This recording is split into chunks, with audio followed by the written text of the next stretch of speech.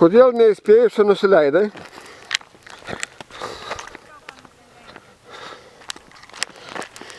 Kodėl nebendrauji su žeme? Negirdėjau, tikrai tavo yra, kad gracijas blogs ryšys. Aš tavęs ilgą laiką iš vis negirdėjau, ką Sparnais reikėjo pamojuoti. Na, aš labai patenkinta. Palauk, biškio ką palauk, sekundę dabiškis ar pasavai. Palauk.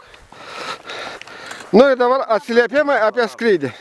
Skrydis labai malonus, apačioj tiesa truputį purtė, aukščiau pakilus iki 270 metrų. Ramu. Purtimo nebuvo. Buvo geras skrydis ir malonus. Geriau nei nereikia. Kaip su vyru lovai. O tai taip. Tai tada gerai. Jo, labai malonu. Ką reiškia geras instruktorius? Koks aukštis maksimalus buvo? 270.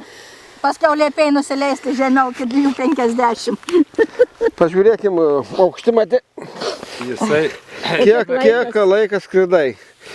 Altimetras 2 ir 28 minutės 39 sekundės. 40. Dar galima išjungti. Na, aukštas buvo. Oro temperatūra 21 laipsnių temperatūros. Na va. Na iš to. Kamu ta soplių tirla? Nu va. Kai kam... Tai karvį į medį įlipa ar neįlipa? Jo, nors šnekėjo, kad karvį medį neįlipdys, moteris negali skraidyti, moteris skraida ir nuo guminių virvių šokinė nuo tiltų. O aš skraidau ir skraidysiu.